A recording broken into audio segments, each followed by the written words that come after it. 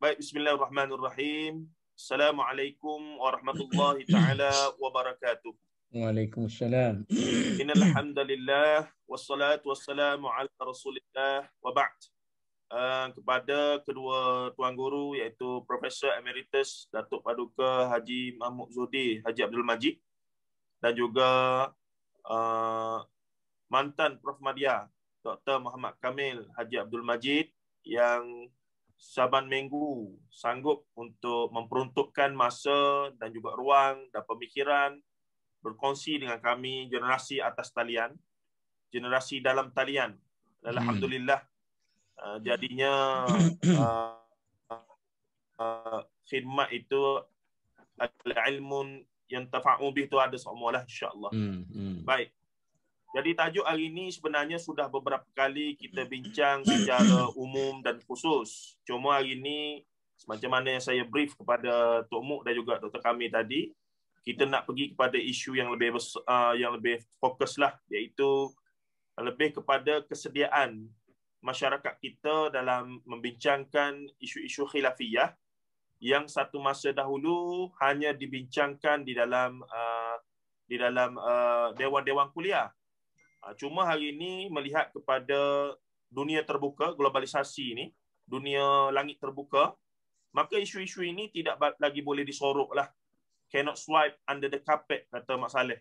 Jadi, di sinilah kita nak tengok setakat mana perkara khilaf ini perlu dibawa ke dalam masyarakat dan bagaimana pula peranan so-called agamawan, para asatizah, para pendakwah, para akademia, memainkan peranan untuk mengambil sikap dalam isu ini. Adakah sepatutnya mereka terjun ke masyarakat dan membuka ruang itu seluas-luasnya, ataupun sepatutnya mereka masih lagi mengekalkan status quo macam dulu, iaitu kekalkan sahaja sebagaimana sedia adanya.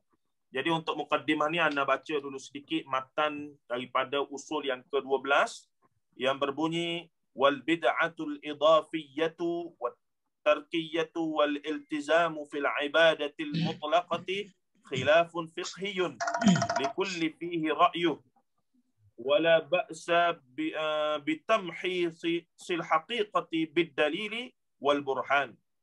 Maksudnya bid'ah idafiyah, bid'ah tarkiyah dan iltizam, yakni menentukan waktu, tempat dan jumlah bilangan terhadap ibadah-ibadah yang mutlak, yakni ibadah yang tidak ditentukan waktu, tempat dan bilangannya, adalah masalah khilafiyah dalam bab fiqh. Setiap orang memiliki pendapat dalam masalah tersebut.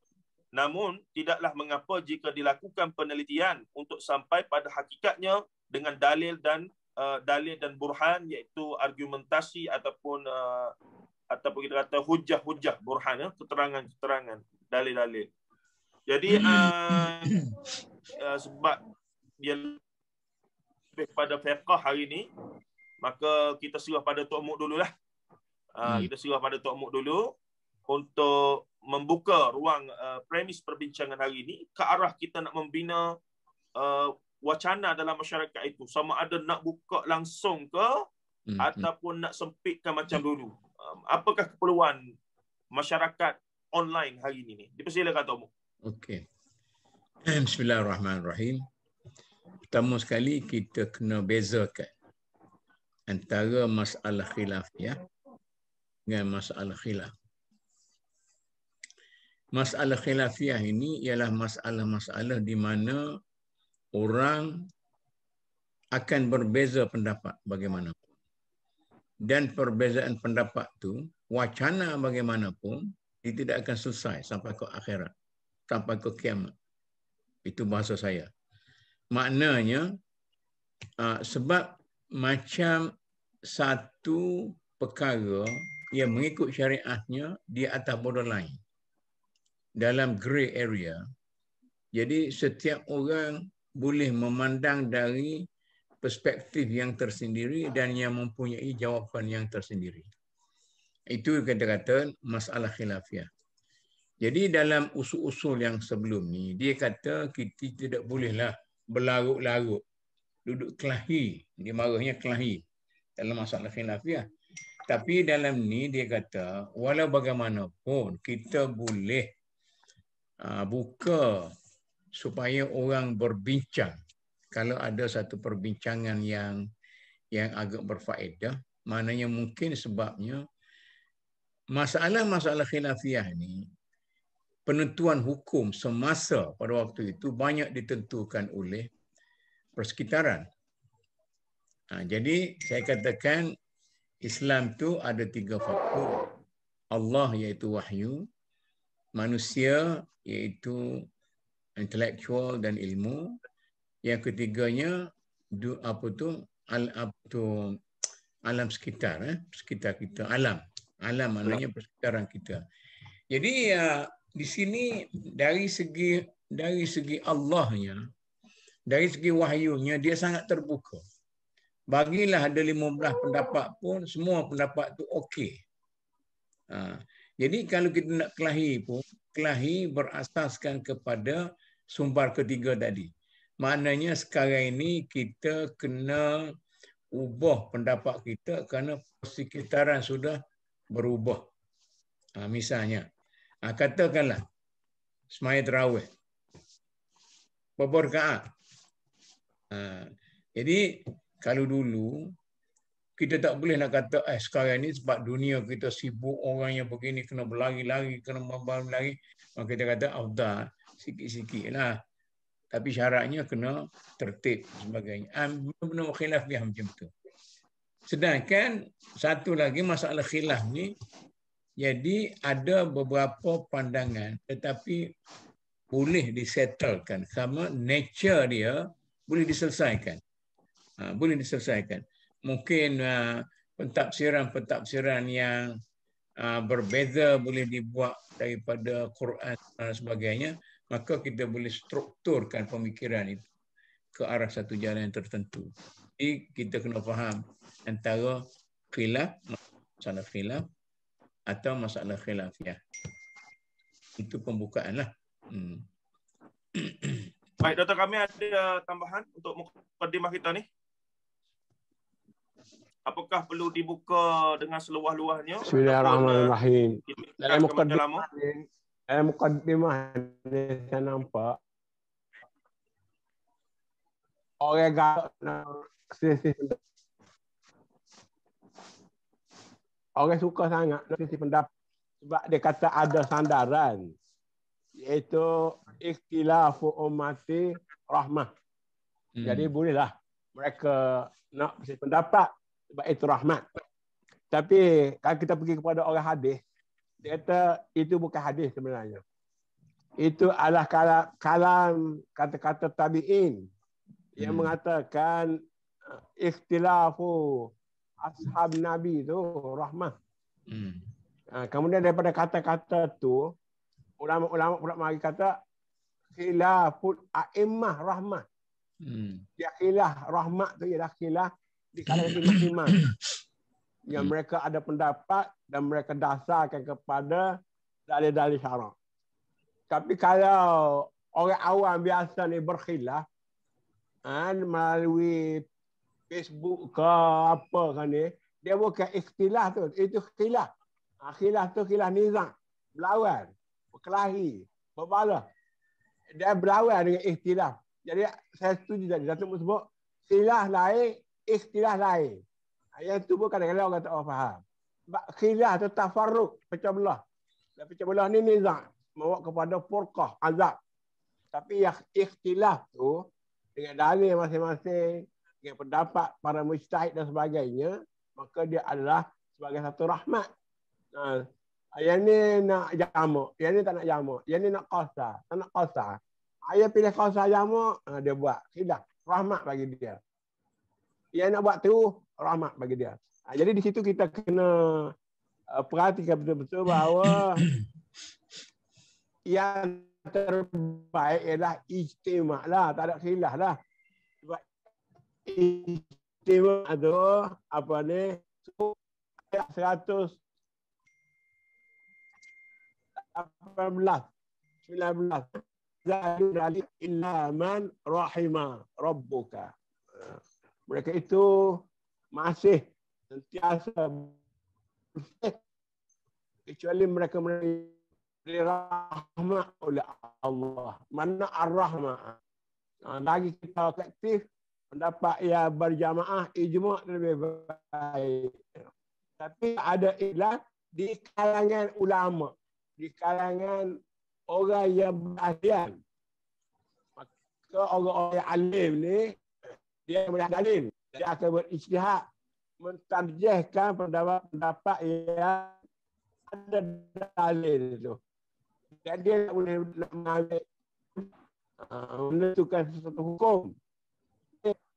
Kalau ada pendapat 2 ke 3 ke 4 ke sampai 5, 10 pun, tapi semua tu menggunakan dalil syarak, ayat-ayat Quran, ada hadis dan dilihat dengan ainul basirah, ada pula kesalahan itu, takarruf hawa nafsu dan ta'assub, maka itulah yang kita katakan rahmah tadi. Tapi kalau gay yang tak tahu buta ni, ia puak-puak sama pakat, tak sekali duk balah, jadi makin merebak, makin merosakkan. Maknanya benda ni kita beri kepada ahli lah. Fas'alu ala zikri in kuntum la ta'lamun.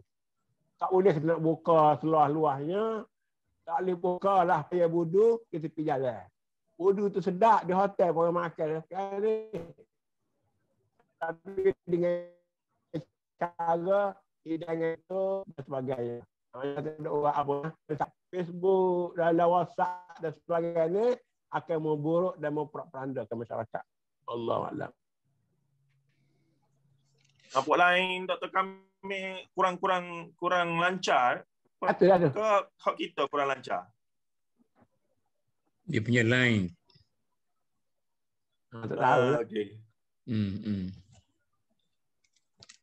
Baik, Tok Mu pula melihat adakah sistem kita pendidikan lah macam dia API dalam usuluddin dan juga syariah. Saya ingat sudah ada madah muqaranah ni sudah ada. Ya. Apatah lagi di Azhar apa semua. Yang mana pada asasnya kefahaman terhadap mereka yang ambil subjek ni lah. Mereka sepatutnya sudah cukup faham bahawa macam-macam mana pun macam Tok Mu kata tadi, khilaf memang akan berlaku. Cuma lagi khilaf itu khilaf mu'tabar ataupun khilaf yang tidak mu'tabar dan seumpamanya untuk kita bersikap. Jadi mungkin Tok Mu tengok kita punya sistem pendidikan ni sudah mencukupi ke ataupun perlu lagi penambahan ke lagu mana dalam nak mematangkan orang-orang agama pula sebenarnya. Ya. Dia macam ni. Jadi tadi kita bezakan antara ikhtilaf dengan khilaf. Ikhtilaf itu dia tidak akan membawa kepada keburukan. Itu yang dikatakan rahmah untuk alamin. Yang keduanya kita perlu tegaskan iaitu 3 oknum tadi. Tuhan iaitu Quran Sunnah, manusia iaitu nilai ilmu dan intelektual, yang ketiganya persekitaran. Berbanding dengan masa dulu-dulu, kata 50-an, apabila orang duk kelahi tentang jilatan anjing lah, tentang niat lah, tentang usuli dan sebagainya. Jadi sekarang ni, faktor pertama iaitu Quran Sunnah tu statik di situlah. Hadis-hadis yang sama. Cuma kadang-kadang kalau mari Albani dia kata hadis ni kurang sikit. Jadi tapi ada hadis-hadis lain yang jadi macam tu. Jadi cumanya nilai intelektual dalam masyarakat Islam sekarang sudah bertambah baik. Di kalangan masyarakat umum pun bertambah baik juga. Kemudian persekitaran pun sudah berbeza daripada tahun 50-an. Sebab itu di universiti kita ada buku-buku ajaran salah boleh dibaca. Buku-buku Syiah boleh dibaca. Kemudian nak buat tesis, nak buat esei tentang Syiah, boleh, bebas. Malah kalau nak ada debat ke, nak mengajar tentang Syiah dalam bilik kuliah pun boleh. Tapi jangan sampai kita mencabar ketertiban umum. Itu kebebasan yang ada di universiti sebab itu adalah pusat perkembangan intelektual. Tetapi benda yang sama tidak semestinya boleh dibahaskan oleh orang-orang awam.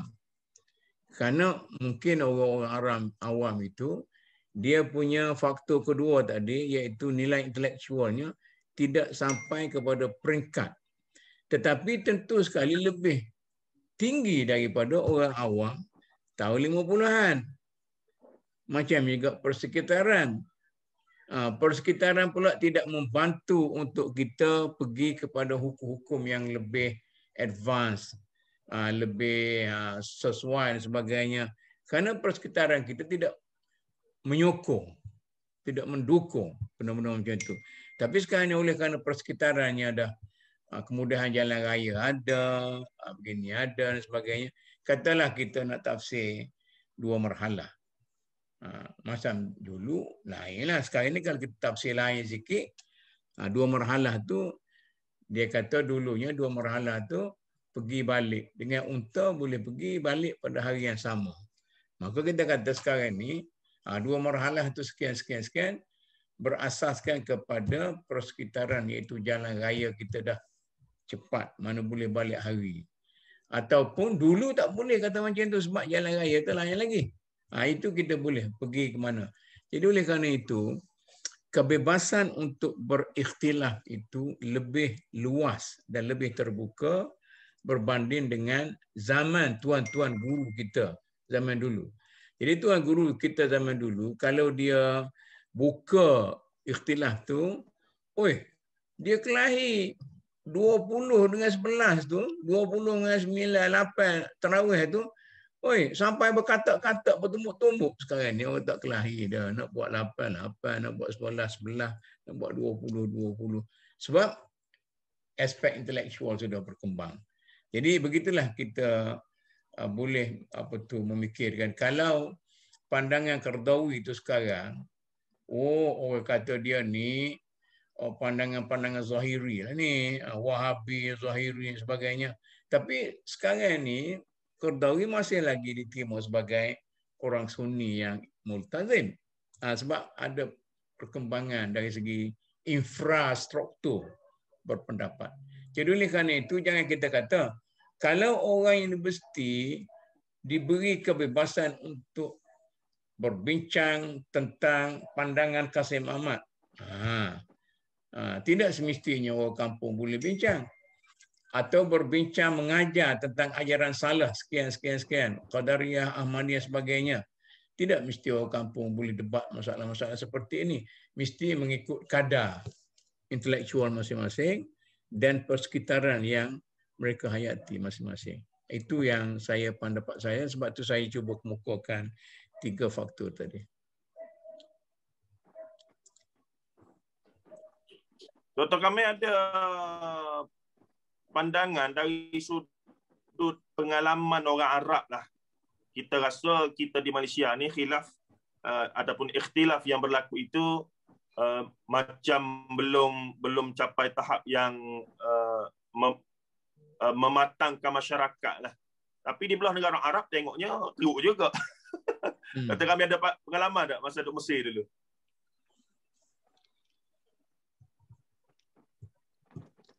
Saya ingat di Mesir ni dia masyarakat lebih terbuka. Ya. Kalau saya pergi masjid, kalau imam tu sembahyang 8, dia habis 8 dia berhenti, orang 20 sambung. Atau orang yang 20 jadi imam, dia sembahyang 20, orang 8 buat tak 8 dia balik, dia tak tengok masalah. Dan saya tengok mazhab Hanafi, mazhab Syafi'i tu dia boleh kompromi lah kalau di Mesir tu, ibadat dan sebagainya. Sebab ikhtilaf ni saya difahamkan, macam Datuk kata lah, dia maknanya kita memilih jalan-jalan yang berbeza. Tapi dia punya maksud satu.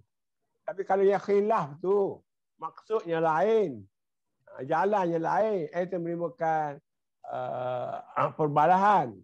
Jadi yang kita nak bincang ni, bila soal ikhtilaf tu, soal perbezaan ni, dapat tidak dah. Sebab mentaliti berbeza, akal berbeza, minda berbeza, budaya berbeza, kampung dan bandar berbeza, sekolah agama dengan sekolah tidak agama berbeza, belajar dari negeri, belajar luar negeri berbeza, belajar dari negeri Arab, dari Amerika berbeza.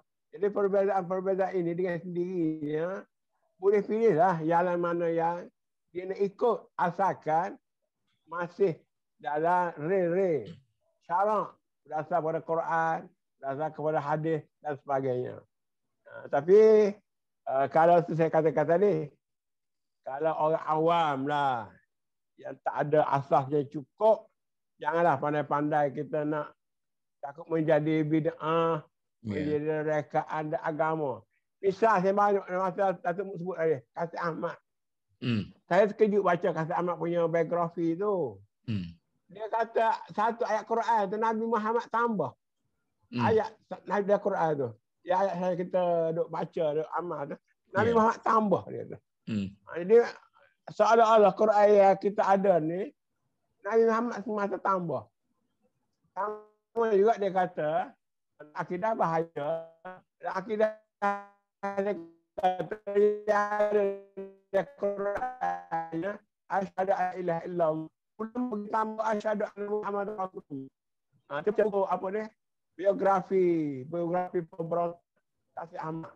Dan buku ni dijual di pasar. Jual saya dapat naskah dan ada beberapa perkara yang memang cukup mengelirukan akidah. Ada pengapekan ni boleh sikit. Pergi kuasa mikir akidah itu bahaya ke kita lah. Kita harap Tuhan ampun kalau ada dosa-dosa dia, ada kesilapan. Sebab dia kecil lah baca tu. Apa ayat tu? Ayat tu yang orang selalu baca pada Nabi Muhammad. Nabi Muhammad tambah tu. Terus apa tu? Satu ayat akhir. Allah Allah. Tok Mu ada pengalaman tu dengan Gemulah Kasih Ahmad tu. Mungkin dia nak cerita, kalau saya cerita ikut dia lah. Ya. Cumanya kita pergi pada study case Tok Mu. Ya. Beberapa minggu lepas viral lah berkenaan dengan seorang ustaz yang masyhur dah juga. Potongan video dia berkaitan dengan helah dalam buka puasa tu. Iaitu dia nukil lah daripada kitab. Dan kitab tu memang antara yang muktabar. Qaul ulama Syafi'iyah yang muktabar jugalah. Iaitu orang yang bersama pada siang hari dengan suami isteri. Kalau dia berbuka puasa dah, maksudnya dia tidak nak ada puasa dah. Kemudian dia bersama, maka tidak kena kafarah tu.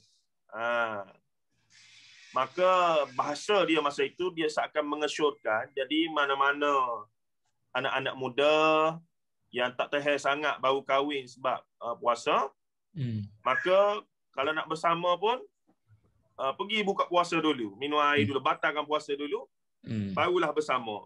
Konteks perbincangan dia macam memberi helah lah, memberi alternatif.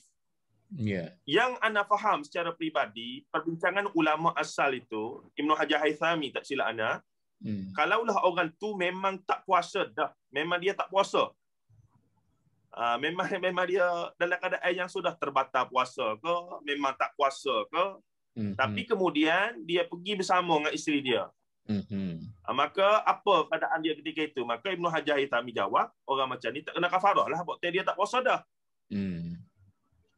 Tapi study case yang diberikan, cadangan yang diberikan, kalau awak puasa, tapi awak ni muda, tak tahan sangat nak bersama, baru kahwin, maka jangan terus bersama, nanti kena kafarah. Pergi batalkan puasa dulu. Jadi benda ni Tok Mu, dari sudut satunya pandangan ini masyhur dalam mazhab Syafi'i sahaja. Secara umumnya.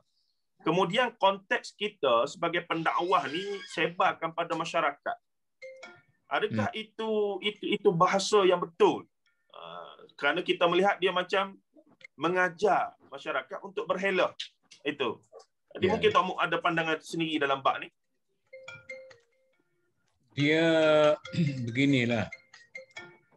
Inilah pandangan-pandangan yang remeh, yang berasaskan kepada pemikiran yang remeh tentang agama, dimasukkan dalam pengajian agama. Memang ada dalam kitab-kitab fiqh. Dia kata kalau dia batalkan dulu, misalnya dia makan dulu, tak kenalah kafarah melakukan pertubuhan pada siang hari itu. Tetapi dia jawab pula sengaja membatalkan puasa tu walau sebab apa pun, itu tak boleh juga. Sama lah juga. Jadi yang tu sebenarnya dalam argument fiqh dulu, dia kena faham bahawa fiqh argument ni kadang-kadang dia ada argue yang sekadar untuk mempertajamkan pemikiran. Jadi bila argumen untuk mempertajamkan pemikiran itu dinukilkan dalam kitab-kitab fiqh dengan perkataan waqila, ini masalahnya kalau orang tak mendalami kitab-kitab fiqh itu. Dia ada dalam intro dia tu, kalau qila tu gini, waqala tu al-madhhab, maknanya dhaif macam. Dia tidak belajar metodologi itu, dia pakai baca gerung gitu.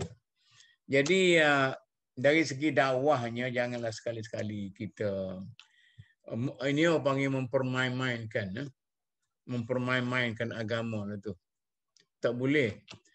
Sama ada kita tu seorang muslih ke, seorang ahli psikologi agama ke, seorang ahli sosiologi agama ke, sebab ada batas-batas yang tertentu di antara kita kena serius dan kita boleh melakukan sesuatu dengan begitu-begitu saja. Tak boleh tu. Saya pun tak nak dengar apa tu siapa dia orang tu.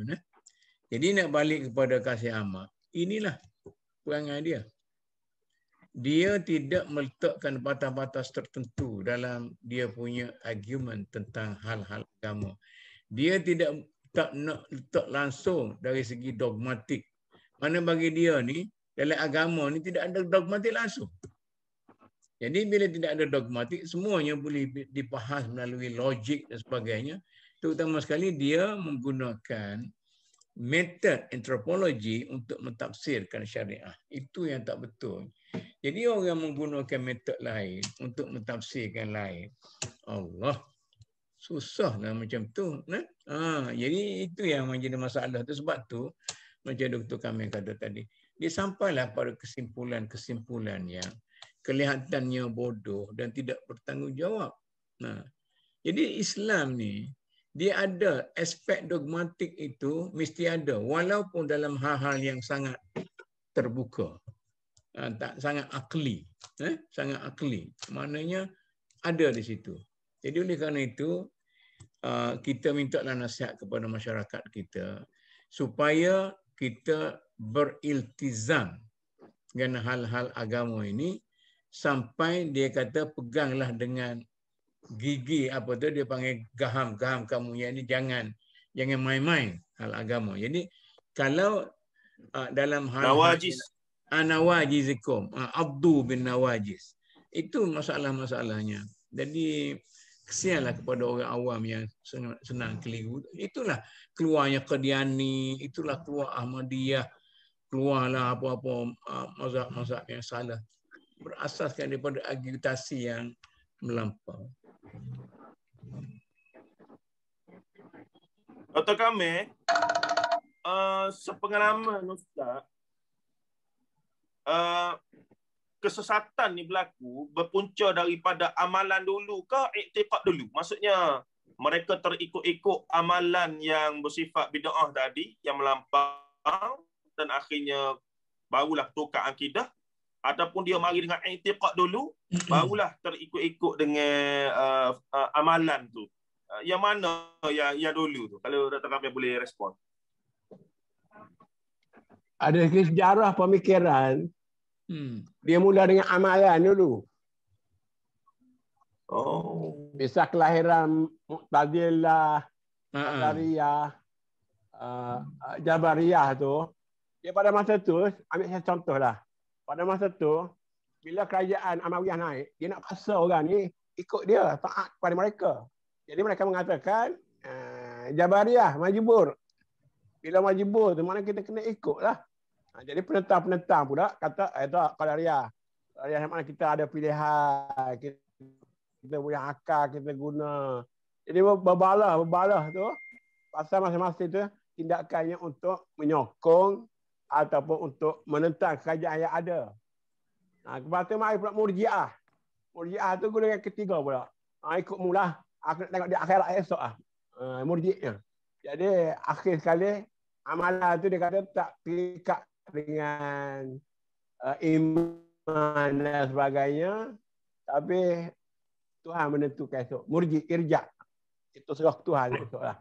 Jadi dalam masyarakat kita macam tu. Saya nampak pengalaman saya dengan Kasim ni. Contohlah. Dia pergi ke USM sekali. Satu majlis dengan dia. Jadi dia jemput saudara kita membaca Al-Quran. Rupanya Al-Quran bahasa Melayu. Dia pergi baca bahasa Melayu tu. Baca Quran juga. Sebab bagi mereka, Quran tu Arab ke Melayu ke Inggeris tu Quran. Tapi kita yang orang tradisional ni, kita kata Quran tu yang Arab tu. Adapun terjemahan, tafsiran tu bukan Quran. Itu terjemahan. Jadi, bagi puak-puak mereka tu, Quran tu adalah dia bahasa Melayu tu. Sama juga kita pergi kepada kumpulan-kumpulan liberalism yang lebih-lebih sekarang ni. Dia kata, kita tak perlu faham Quran tu mengikut orang Tuhan nak. Kita faham Quran mengikut apa yang kita nak faham. Apa yang pembaca nak faham. Itulah timbulnya istilah dalam mereka membaca Injil, membaca kitab-kitab Injil agama Kristian tu, penafsiran pembaca tu. Bukan dia nak penafsiran Tuhan tu. Jadi di sini perbezaan pendapat juga. Tapi perbezaan pendapat yang jauh lah. Maksudnya berbeza, tunggangannya berbeza, kenderaan berbeza, matlamat berbeza. Akhirnya mendatangkan pecah belah dalam masyarakat. Sebab tu kalau kita biarkan golongan fanatik, golongan taksub, golongan yang menyeleweng ni berleluasa dalam masyarakat, maka masyarakat tak akan jadi aman. Sebab tu kalau kita di bahagian berkuasa agama nak menentukan sangat, kita kena ada mazhab rasmi. Dan secara rasminya mesti mengikut mazhab ni. Kalau dia nak buat senyap-senyap tu, masing-masing di rumah masing-masing ikut dia lah. Tapi untuk sebar kepada masyarakat, maka tidak boleh membawa pendapat-pendapat yang kita kata di luar daripada mazhab rasmi. Itu perlunya ada mazhab rasmi Ahlussunnah wal Jamaah atau mazhab fiqh Syafi'i yang kita pernah pegang. Tapi nak pegang masing-masing tu, rumah dia lah, ikut dia lah.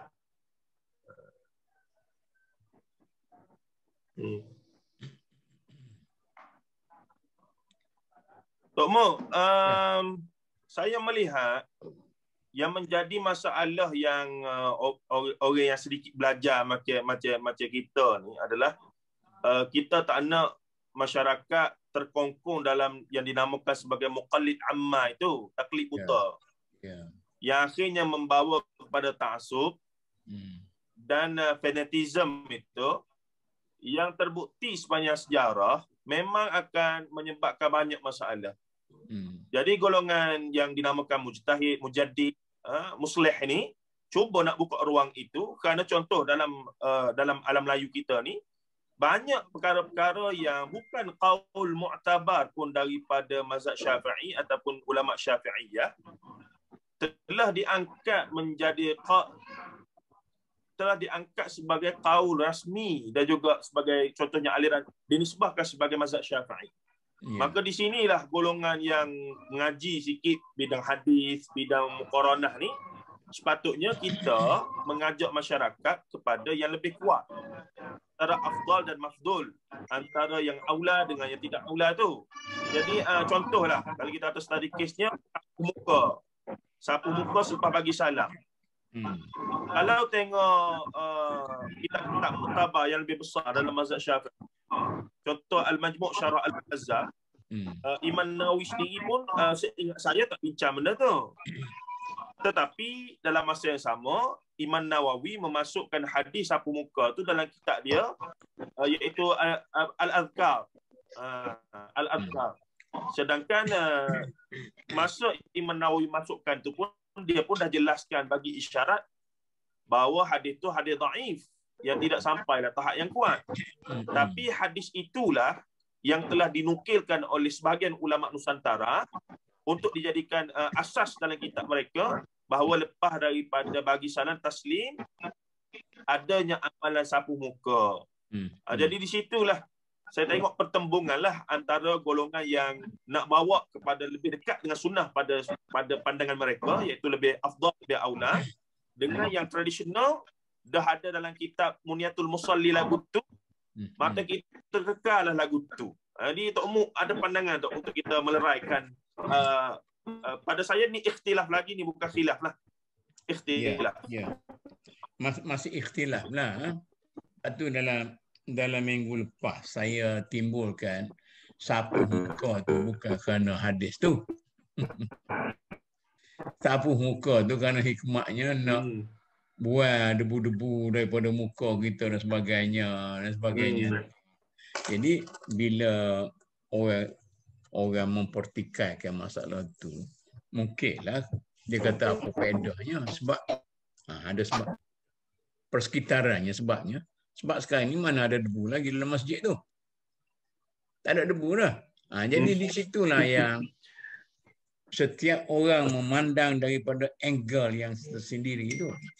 Jadi bila kita kata dalam azkar tu ada hadis tu, dan hadis tu dibawa begitu dan tidak menggambarkan pandangan yang rajih dan sebagainya, tetapi mengapa ulama-ulama Nusantara memilih pandangan itu untuk dijadikan pandangan rasmi di kalangan para ulama pada waktu itu. Tentulah ada hikmahnya. Okey. Jadi hikmahnya tidak dinyatakan dalam Quran, dalam hadis, tetapi ada kemungkinan hikmahnya dinyatakan dalam intelektual dan keilmuan semasa. Ataupun kalau tidak ada di situ pun ada dalam persekitaran, ada dalam alam, bukan ada dalam manusia. Tuhan, manusia dan alam. Jadi alasan dia tu sesuai dengan hadis itu terdapat dalam persekitaran alam, di mana alam yang berdebu, alam yang masalah pakai sejadah. Semaya atas sejadah kan? Saya yang muda-muda dulu kata bid'ah sejadah ni. Nak semaya gitulah. Wa ju'ila liyal arda tahura. Ada? Lapik jadah apa semua sekali itu. Ada orang ni budak tak mengaji sekolah Arab. Dia kata tak lapik jadah kat ceropok habislah muka hidung semua kena debu. Jadi adalah makul dianya juga sekali. Nah, jadi oleh kerana itu di mana-mana pun berlaku benda-benda macam tu, dan ada kemungkinan satu waktu ni zaman Covid ni mungkin sunat pula disapu tu. Sebab mungkin ada pencemaran lah, ada apa semua sekali lah. Sejadah tu seolah-olah wajib masa Covid tu. Ada? Tak boleh tukar apa semua sekali. Ini benda yang bila berlaku penukaran pemikiran, pandangan dalam hal-hal yang remeh dan temeh, maka inilah kita perlu terbuka. Tetapi terbuka di sini bukan arti kita mendukung pandangan atau metod yang digunakan oleh golongan liberal. Liberalisme ini dia terbuka kepada pemikiran dengan meninggalkan nas. Maknanya dia memperkecilkan peranan Tuhan dengan membesarkan, kerana nak membesarkan peranan manusia, iaitu intelektual. Memperkecilkan peranan nas dan memperbesarkan peranan intelektual. Macam King Kasih Ahmad. Bila dia kata ini Quran, dia tak boleh terima sebab dia tidak mahu menerima sunnah mentafsirkan Al-Quran. Sebab itu dia kata kita kena tafsir mengikut kaedah kita sendiri, maknanya mengikut nilai intelektual kita sendiri dan mengikut nilai persekitaran kita sendiri. Dia tak nak tu. Mana itulah yang dunia moden, yang orang liberal. dia memperkecilkan peranan sunnah, Quran dan sunnah dalam menentukan sistem atau nilai hidup. Itu yang berlaku.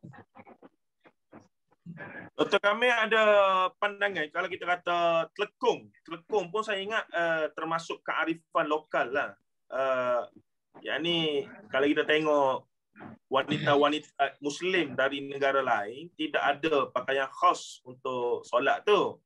Jadi hikmahnya saya tengok disebabkan Syafi'i sangat ikhtiar dalam menjaga, membezakan beberapa rukun fi'li antara lelaki dan perempuan. Masa rokok, masa sujud, tangannya dikepit, apa semua dengan lapik kemuliaan, jaga kemuliaan tubuh badan wanita itulah.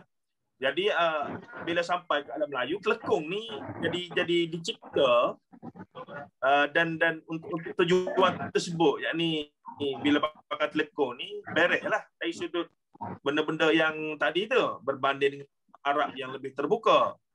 Jadi Dr. Kamil melihat macam mana penggunaan telekung, tapi cuma satu masa dia jadi macam satu pegangan. Kalau tak pakai telekung tak boleh solat. Itu jadi betulkan balik tu macam mana tu. Ya, itu kena balik kepada soal kepahaman lah. Mana saya ingat dari segi formality, saya kata dulu masyarakat kita ni masyarakat awam. Jadi macam kita di sekolah rendah, sekolah menengah lah. Kita pakai satu uniform tu bagus.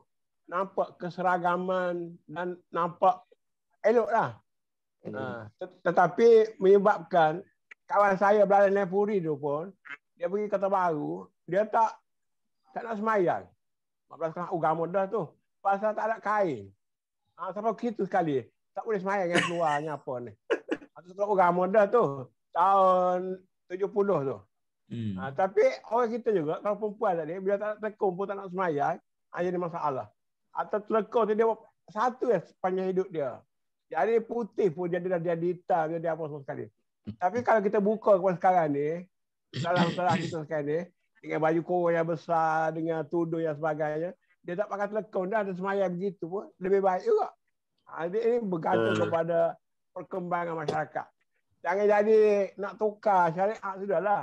Saya nak sebut satu yang sebut dia. Kawan Kasih Ahmad ni Hasan Hanafi. Hasan Hanafi. Dia pergi ke Mekah, dia tahu dia tak ambil semayang. Apa pekdah dia tak ambil semayang. Tak tahu tak perlu air semayang dia tu. Bukan semayang. Ada contoh. Jadi kalau perbezaan yang benda-benda yang mendasar kita boleh lah. Tapi kalau soal telekung, soal pakaian, orang Melayu nak pakai baju Melayu ke, nak pakai kain ke, orang Indonesia nak pakai baju batik ke, itu terserah lah. Jadi benda-benda teknikal ni saya ingat, kita pegang kepada satu kaedah, antum a'lamu bi amri dunyakum.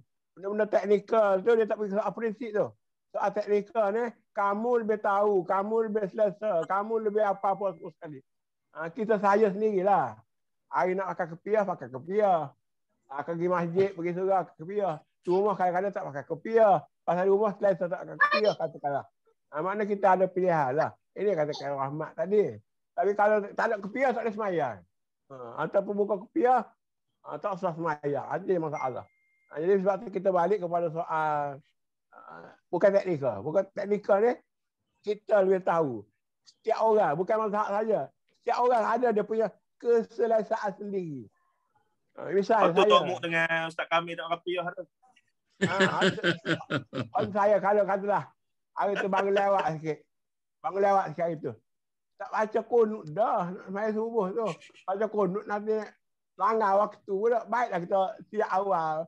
Tapi kalau hari biasa pergi masjid, baca kunut. Orang baca kunut kita pun amin. Tapi hari kita rasa, hari tak payah kunut. Tapi kita niat lah. Hari ni kunut. Esok tak kunut. Lusa kunut.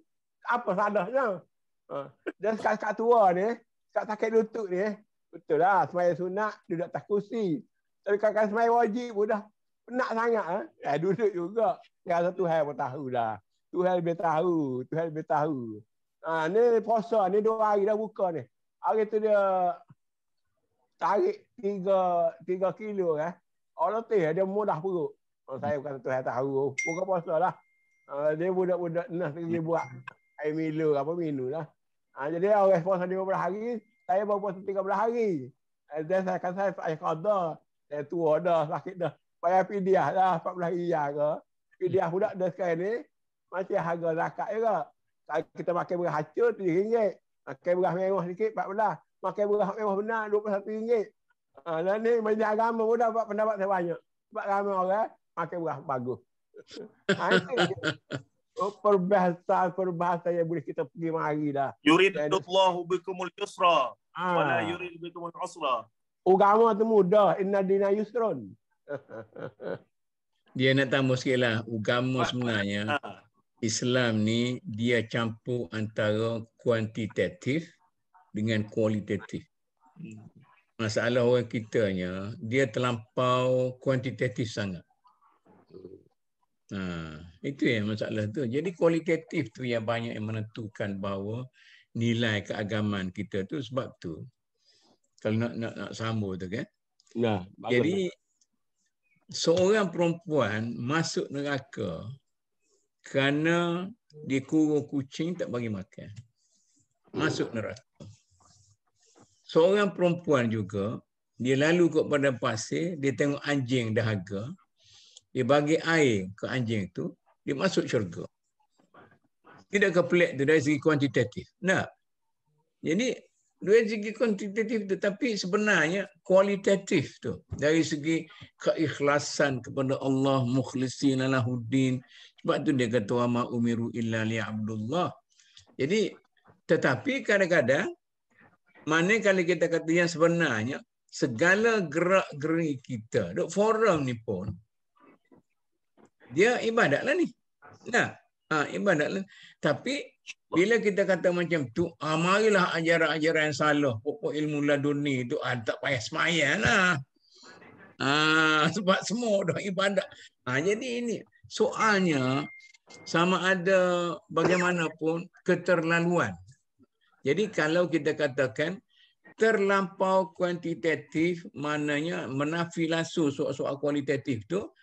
Puasa sehari dapat sekian, semaya sekian dapat sekian, semaya sunat sekian dapat sekian. Oh, dia kata, dia tanya saya.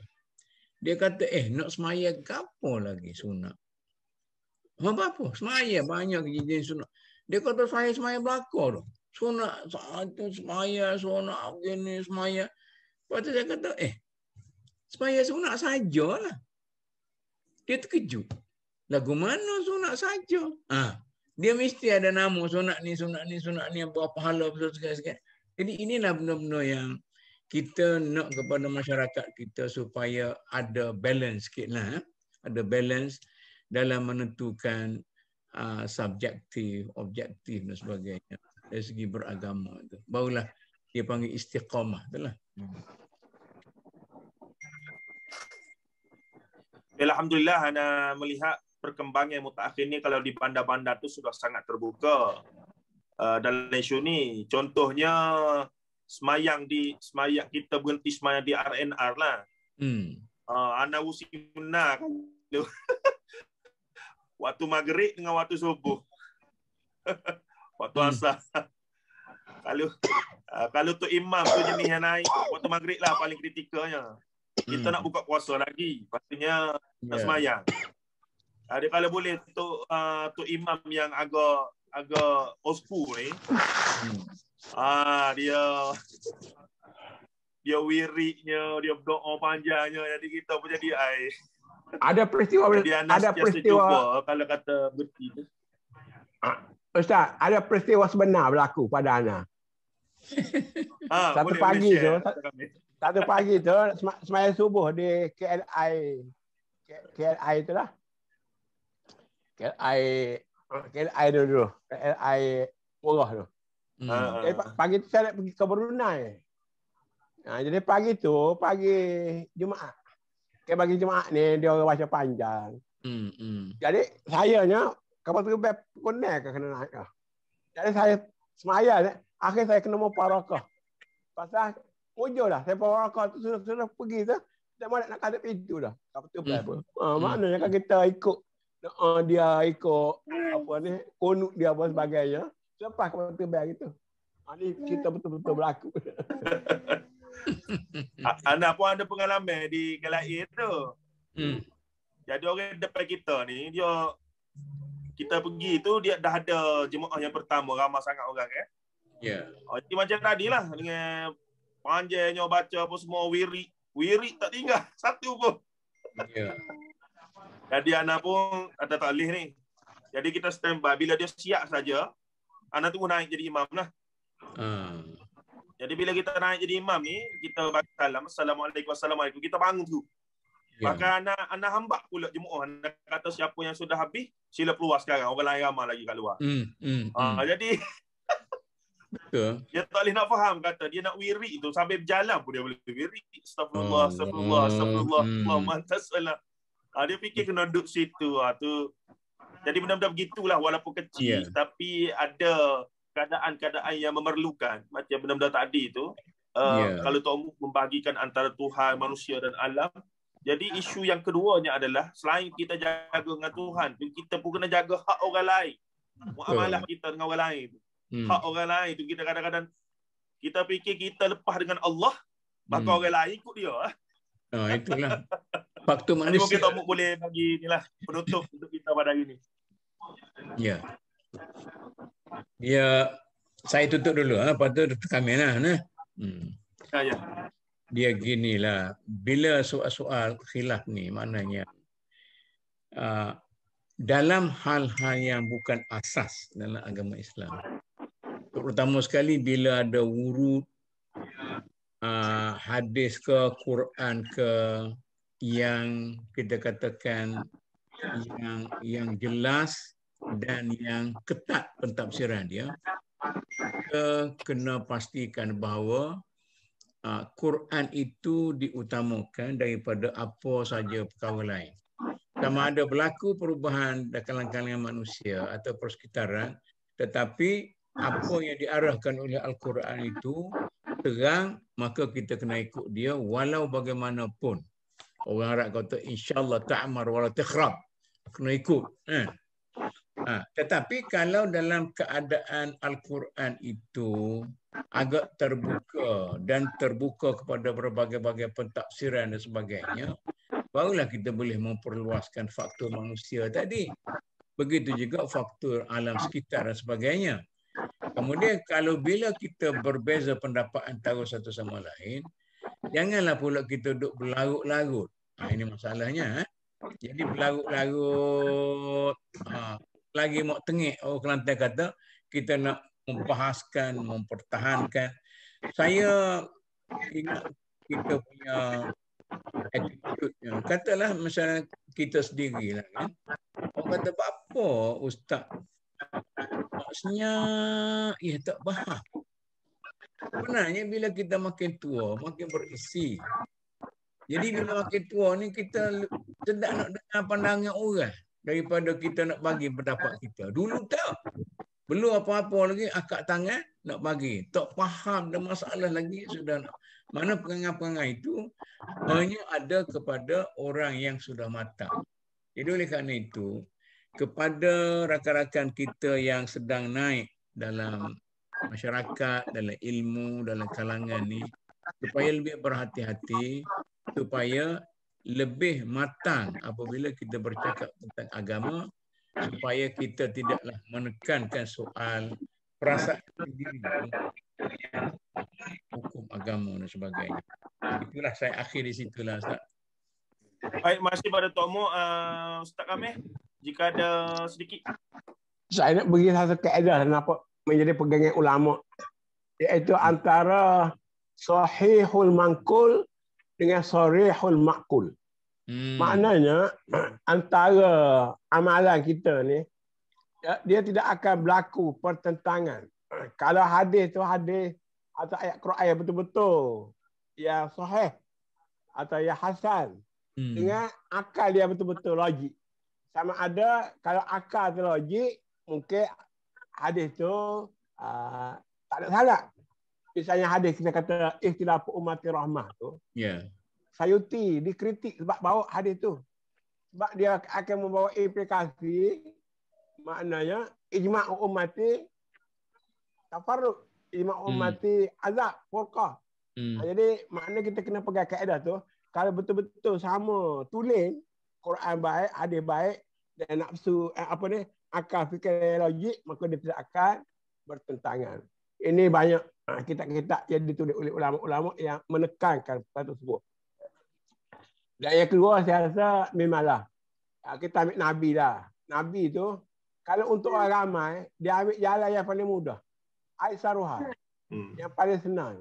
Tapi untuk dia nak buat diri dia, pegangan dia, zuhud dia tu, dia seorang ni ikut dia lah. Dia tak nak makan tu, tak nak makan ni, tak nak makan tu, tak nak makan ni. Tapi untuk orang ramai ni sebagai fatwa, kita kena fatwakan dalam bentuk yang semudah yang mungkin. Sebab orang ni macam-macam. Banyak peringkat. Kita kena ambil, ada budak kecil, ada orang tua, ada yang belum makan. Jadi betul lah. Ulama-ulama kita ni baca ayat lazim semayang. Pasal belakang dia tu ramai lagi. Tak makan belum maghrib, tak makan. Dia beza. Tapi kalau mari baca dua muka surat ayat Quran tu mungkin tak sesuai lah dengan orang Melayu. Orang Melayu pula tak faham. Pasal dia mengatuk. Semayang terawih pun dia mengatuk. Sama dia syok pasal baca panjang. Tapi dia tak faham apa. Akhir-akhir dia mengatuk gitu ya. Tapi kalau kita tengok ulama dulu, dia ambil ayat lazim tu sebenarnya satu surah penuh. Walaupun kuliah ayat kafirun. Walaupun keluar Allah. Jadi dalam kali-kali tertentu, dia lebih afdal lagi saya rasa. Macam dalam COVID ni pun, mungkin lebih afdal banyak keluar Allah lah. Ya. Wallahualam. Alhamdulillah, perbincangan yang anda ingat berbeza sikit daripada yang lain sebab kita lebih fokus kepada melihat realiti ataupun mendidik masyarakat lah secara umum. Dan kalau hari ni nak pergi lanjut sikit lagi kesnya khutbah ni tak mau. Lain kali lah. Khutbah masa COVID ni setengah tepat masih panjang macam biasa. Sedangkan kita nak hadkan masa bersama ramai apa semua tu. Ya. Kalau saya tegur tu ada lagi lah yang ngomong bahasa Arab, bahasa Inggeris, bahasa tak habis lagi. Oh, Allah. Kita pun jadi bukan khutbah saja. Dia ban yang kedua tu meleluk-leluk panjang apa nak baik we orang semaya sunat. Semaya sunat tak boleh. Okeylah kita bincang bila. Okeylah. InsyaAllah. Baik. Alhamdulillah. Very fruitful discussion kata Aleh. Sebagaimana biasa walaupun adalah pengulangan-pengulangan tapi kita anggap pengulangan tu sebagai taukid lah untuk memantapkan lagi untuk memperangatkan lagi dan seumpamanya. Jadi terima kasih pada Tok Muk dan juga Dr. Amir atas sesi hari ini. InsyaAllah kita akan konsisten habiskan 8 lagi kiri walaupun tanpa tajaan siapa-siapa tapi kita akan teruskan sampai akhir lah insyaAllah. Assalamualaikum warahmatullahi wabarakatuh. Waalaikumsalam.